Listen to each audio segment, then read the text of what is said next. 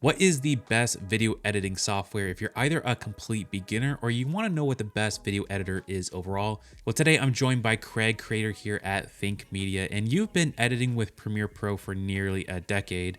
I made the switch from Premiere to DaVinci Resolve, and I want to break down the pros and cons of each. But for those who are completely new to editing, what would you recommend they do? Well, if you've never edited a video before, your number one goal is to first and foremost just learn how editing works. It's not fully about the software at first, but really just the basic principles. Beginners often think that choosing which software is it? iMovie? Is it Resolve? Is it anything in between? That's not necessarily the first step. The first thing you want to learn is how do you begin cutting out mistakes? If you make a mistake, like you and I are going to make mistakes like during this podcast, we're going to have to trim things up, reorder clips, maybe even add some B-roll overlays at times, maybe some text graphics. So these are all things that are like core and foundational. And you want to learn these basics first before you really care too much about exactly which software is the best long-term. And we have a bunch of different videos on iMovie, Premiere Pro, DaVinci Resolve if you want to learn editing. We'll leave those links in the description down below. But let's talk about the first most simple option.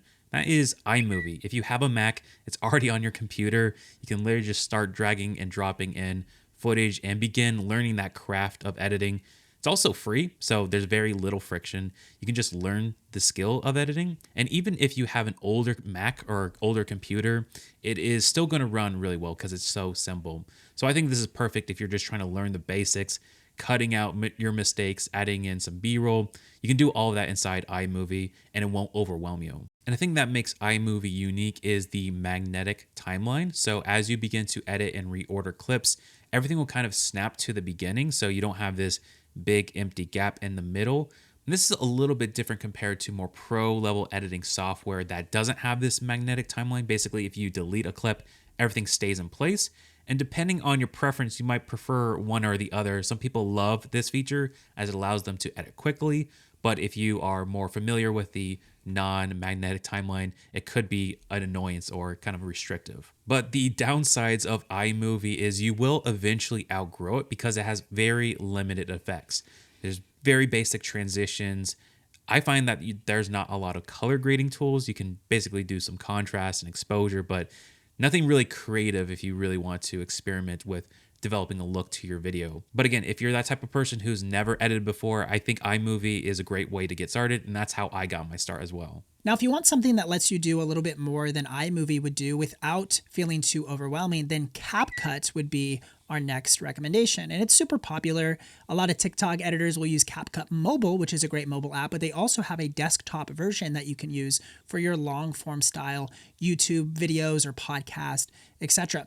And CapCut's going to get you a lot more power and effects and features than iMovie would, but it's still in a pretty user-friendly design, and for the most part, it's actually free to use as well. What I like about CapCut over iMovie is it just has a lot of cool built-in effects like background removal. So if you want to put yourself over a clean background or add some captions, there's a lot of cool pro-level effects they can just do with a press of a button, which is really cool.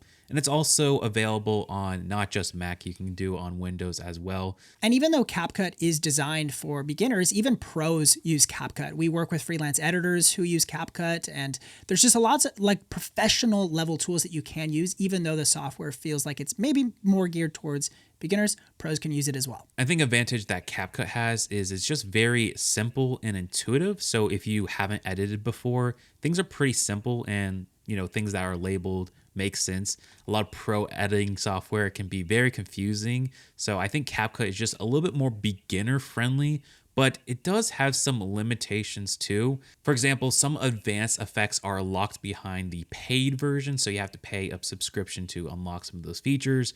They're also not as customizable as some professional editors that allow you to control the color grading or even multicam.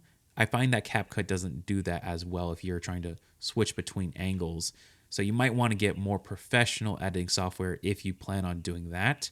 But overall, if you're looking for something very basic and not getting overwhelmed and you just want to edit for yourself, I think CapCut is a great option, and there is a free version if you want to get started. Now, if you feel like you're starting to outgrow some of these entry-level softwares like iMovie and CapCut, that's where there are some more professional level softwares. And there's three main programs that creators can currently consider. The top three are Final Cut Pro, Adobe Premiere Pro, and DaVinci Resolve. And each one of these has their own strengths and weaknesses. So let's break down who each one of these programs is actually for. And let's start talking about Final Cut Pro here. And this is designed for Mac computers. So PC users will not have access to Final Cut Pro.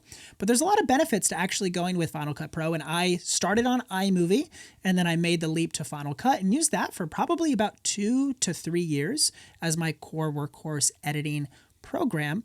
And then I switched, now I edit in Adobe Premiere. But Final Cut is really best for creators who want speed and simplicity still, but they want pro level features like multicam workflows, better color corrections, effects and transitions.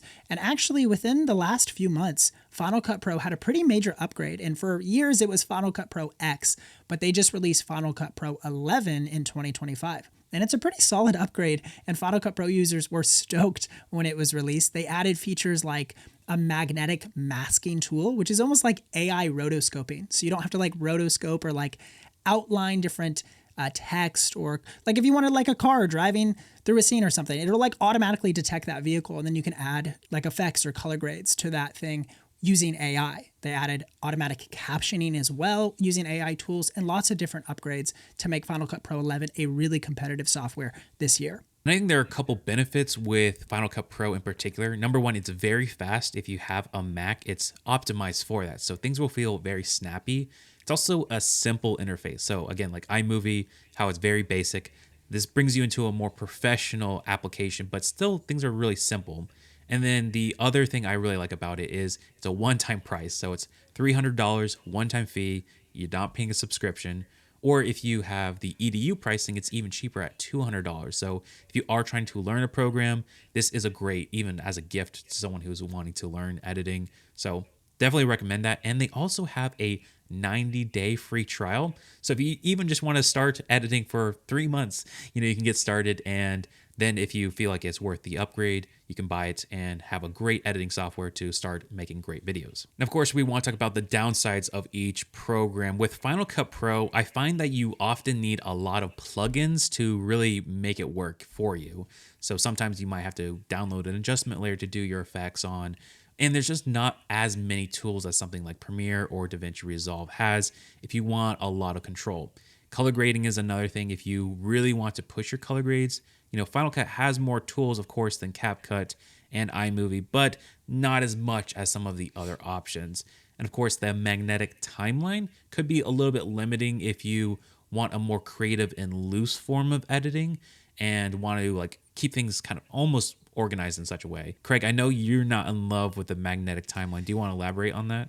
Yeah, for me, it was a thing of like, I think of editing as almost putting a puzzle together. And I like to sort of like flip over all the puzzle pieces and start like organizing them based on color, like you would a real puzzle, right? You don't just like start at frame 1 and just like edit frame by frame, all second by second, all the way through the video. And to me, Final Cut is kind of set up that way where everything just snaps to the beginning of the timeline. So when you cut things out, everything just snaps. I kind of like to, at times, edit the end of my video first or work on the middle and then reorganize things that way, which is why I felt like Premiere was a natural change for me and more of the way my mind works.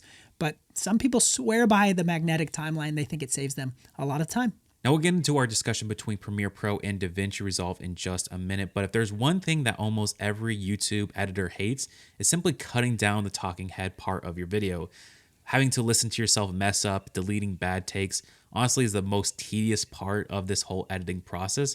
But that's where today's sponsor, Gling AI, comes in. Gling basically edits the rough cut video for you, so all you have to do is upload your raw A-roll, and Gling is going to automatically transcribe your video, find the bad takes, remove them, remove long pauses or filler words like ums, and basically give you a rough cut of your video. And what I like about editing with Gling is you can kind of edit your video like a Word document. You can see the transcript of your video, highlight a sentence, press delete, and it will make that edit for you. But then you can also export to a program like Final Cut, DaVinci Resolve, or Premiere, and then you could later then fine-tune your edits in your editor of choice. So if you want to try it out, you can get started for free by clicking the link in the description and see how much time Gling AI can save you.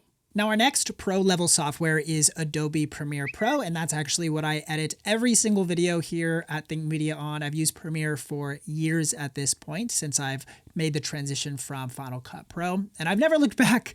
And I know Nate has some differences of opinion here, and we can talk about those, but I really do like Premiere Pro, and I think it's a great software for especially teams of creators, or even full-on like creative teams who are using multiple apps like Photoshop or Adobe Lightroom, After Effects for some of those post-production special effects you might be needing. So Adobe is a full suite of systems, and Premiere is their video editing software inside of their Creative Cloud suite. And really, it's kind of industry standard. As somebody who's actually done a lot of freelance editing for different production companies and even run my own video production company, Premiere Pro is a really common software you'll see teams use. And even in the last few years, there have been a ton of improvements leveraging different AI tools and even stability improvements, because around like the mid 2010s, 2018 or so, there were a lot of like crashes, and Premiere was known as like, if you're trying to edit 4K video, this thing's going to crash on you, and it wasn't as reliable. Well, I can confidently say, I was just thinking about this before we filmed the video, since working at Think Media, I have not had a single crash for Premiere using any Think Media project. So not crashed in about 2 years of working for Think Media, which is pretty crazy. So it's very stable, 4K workflow, multi-cam sequences. If you're editing podcasts with multiple cameras, it's world class for this kind of switching feature that they have. It's really cool. So lots of benefits to using Adobe Premiere, but there are a few cons. And Nate, maybe you could tell us why maybe you decided for yourself that Premiere was not your ideal software of choice. Yeah, I used Premiere for a few years as well as my main editor, and I really learned it because of the job I was applying for. They were using Premiere, and so I was learning it on the job. And, for what I was doing, it was perfectly fine working with a team. I did experience quite a bit of crashes on some older computers, and it was really frustrating. I remember trying to edit Premiere Pro on the M1 Mac Mini, and it was just taking forever, and it would crash. But then I switched over to DaVinci Resolve, which we'll talk about in a second, and didn't nearly have as much crashing issues. But I am glad to hear that some of those issues have been stabilized, and you haven't experienced any crashing. So that is probably the biggest reason I switched, and that doesn't seem like it's a huge issue anymore. And I do think Premiere Pro has quite a few AI development tools that are really geared towards like that creator. So it's pretty interesting to see what Premiere is doing, and I think it is a great program if you are working with a team and you can fork up the $20 to $50 a month spending on this program. Yeah, I think that is one of the worst selling points for Premiere is that subscription fee. And they do have, again, EDU pricing, so that stands for education. So there's a lot of education discounts if you're a college student or you're a teacher and you have a .edu email address, and you'll know, like if you have the email address, you'll just know you have that. A lot of companies provide education discounts, including Premiere services. Final Cut has it as well. So you can get a lot more affordable for teachers and students. But if you're like an industry pro, I think it's like $60 a month at this point. But you do get the suite of softwares. So you get everything. If you're somebody who likes photo editing in Lightroom and making Photoshop files, you get all of that for the price. But it is very expensive, and it adds up year after year. You're paying for that subscription. If you are making money, it makes sense to invest in the suite of tools. I would say a couple other cons with it is you really do need to make sure you have a good computer to run this. Again, like with Final Cut, you can get by with a maybe less powerful computer, but with Premiere, you do need a more expensive computer, and it's not as beginner friendly either. It takes some learning to get used to. It's a very powerful tool, but there is a learning curve that happens with Premiere Pro, and it could be worth it if you really want to level up your videos. But again, that is something you'll have to keep in mind if you are trying to learn a new program. And if you decide that Premiere is the software you want to give a try, I actually have a full tutorial of how to edit your first video in Premiere Pro. I'll link down in the description below. It's a great starter point if you're just wanting to begin editing with Premiere. And our next pro editing software is DaVinci Resolve, which is probably my favorite, and I'll tell you why. If you really want to dive into advanced color grading, motion graphics, audio, and even some AI tools, DaVinci Resolve has a bunch. In fact, even Hollywood will use DaVinci Resolve to color grade their films or even cut their movies. So it is used in the industry. It's slowly becoming the industry standard. So this is fantastic if you just want to start editing. You can get the free version, start learning it, and then there is a studio version that costs $300, but it is a one-time fee, and that unlocks some more advanced features. But I think for the vast majority of people, the free version will get you just as far. And like I mentioned earlier, I did make the switch from Premiere Pro to DaVinci Resolve. And what I found to be the reason why I liked Resolve so much is it's extremely stable. I had very few crashes, and it also autosave every time you make a change to your project. So even if it did crash, you could just open it back up and your project is just there. Versus when I was using Premiere, sometimes it would crash and I would lose a few minutes or even hours of my work because things would be lost. So that's a few reasons why I like Resolve, and there's a ton of AI features as well. You have the same AI background removal. The voice isolation feature is something I use on every project. If I'm trying to get some clean audio, but then a lawnmower is going off in the background, I can just turn on voice isolation and it takes care of that, which is a huge relief. So some really cool tools inside of DaVinci Resolve. Now, Craig, I know you briefly used DaVinci Resolve for some color grading. What are your thoughts on it? No, I'm a big fan of Resolve's color grading, and if you look online at all for like color grading tutorials, what's the best program to color grade in? Of course, Resolve will be the #1 result. I think one of the confusing things for beginners is that Resolve is a node-based color correction process, which is just a lot different than, like, for example, Adobe Premiere uses more like a slider system. And if you've ever edited like a photo before, even on your smartphone, like an iPhone's built-in like photo editor, it's just a little slider and you want more contrast or you want less.